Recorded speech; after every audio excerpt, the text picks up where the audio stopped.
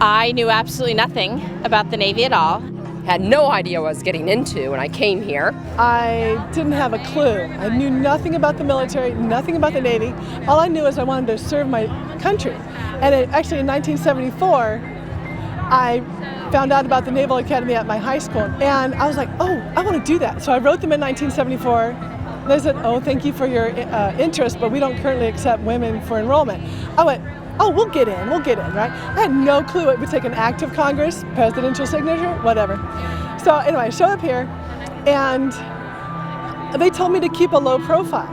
And my roommates, as we were sitting there on, T-court for the swearing in, and they said, come with us. And we snuck back into Bancroft Hall before the upper class did. And we went in our room with the doors shut and the lights out. And we hid there for like a really long time.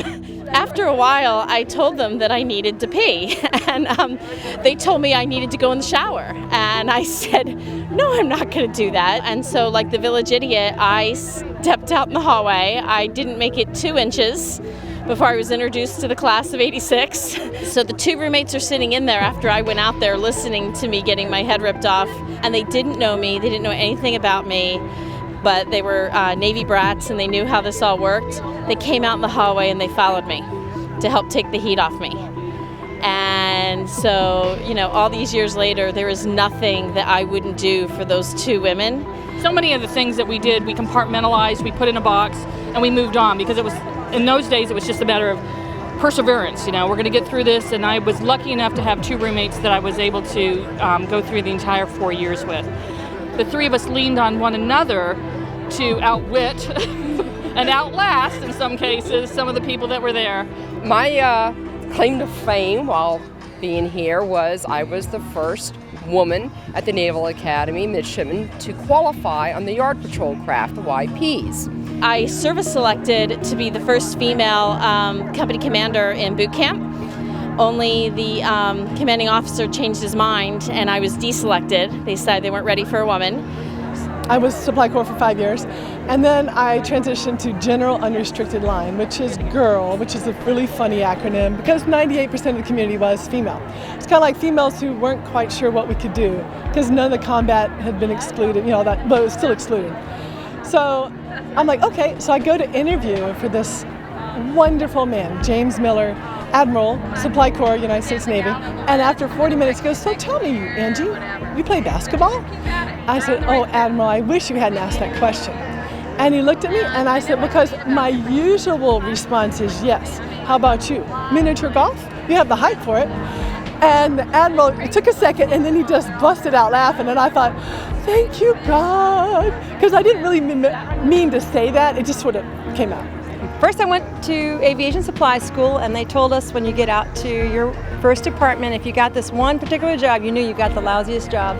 And of course, I got that job. So I'm in this department and I was there about 4 months when they told me Staff Sergeant Odinsky was coming and how wonderfully lucky we were that he was going to be in my team. So I see Odinsky coming down the hall, I'm really excited and I stand up and I go, hi, I'm Second Lieutenant Gregorich. Welcome to the team. And he said, Lieutenant, I got to tell you something. First of all, I don't work for second lieutenants, and I sure don't work for women. Flashed before my eyes all my leadership training at the Naval Academy, the basic school. I got 3 seconds. This is going to define me as a woman Marine.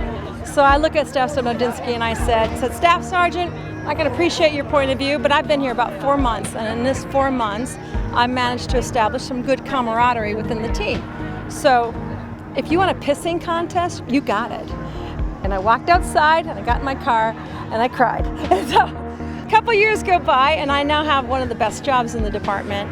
And Staff Sergeant Odinsky doesn't work for me anymore, but he comes into my desk and he sits something down and it's a license plate frame and it says TGIF, thank God I'm female. And he said, I saw this, Lieutenant, and I thought of you. He said, I've been in the Marine Corps 16 years and in 16 years, I've only worked with one officer. I've always worked for people. You're the second officer I can say I work with. He said, I was wrong. I said, score 1 for the team. The women of the brigade, when James Webb took command as Secretary of the Navy, had his change of command at Annapolis. And the women of the brigade, classes 87 through 90, collected bras because he was a a negative force, I would have to say, in our time at the Naval Academy and for naval women. But anyway, so they did this Operation Cleavage, they called it, the night before the change of command. They boinged bras into trees and wrapped them on cannons, and the morning duty section woke up and they're like, holy, what are we going to do? They had to get cherry pickers to get bras out of the trees. So this segues really into, I ran into James Webb last weekend, and I remember the article he wrote, Women Can't Fight. It was published in the Washingtonian Magazine in 1979. And I knew that it had been a topic of conversation for the entire time we were at the Naval Academy and years afterwards. Still. And I wanted to ask him if his views had changed since he wrote it. And he was so reflective and kind of honest, saying, Bill, he said, I wish I could take some of that back. You guys were in class as we were debating your worthiness as a military person. It was so uncomfortable for me, and I was just an observer. Well, and what the article did is it turned guys that liked us didn't mind us being there, to being against us being there. It was a painful period. It made life more difficult at the time for you guys. Right. Yeah, but back to the Class 82. Yeah, I'm so proud to have been third part class of women. It was awesome. Had to deal with the last class of all guys as your senior class. That's right, our senior class. Yeah, but really they were making sure they were known as the last class of guys. I wish that the amount of hazing and harassment and derogatory, dehumanizing behavior that they were subjected to had not happened, but I am so incredibly grateful that they were strong enough to persevere through it and to become role models for women like me and my classmates and my generation to be able to do it ourselves. If they could do it, we certainly can.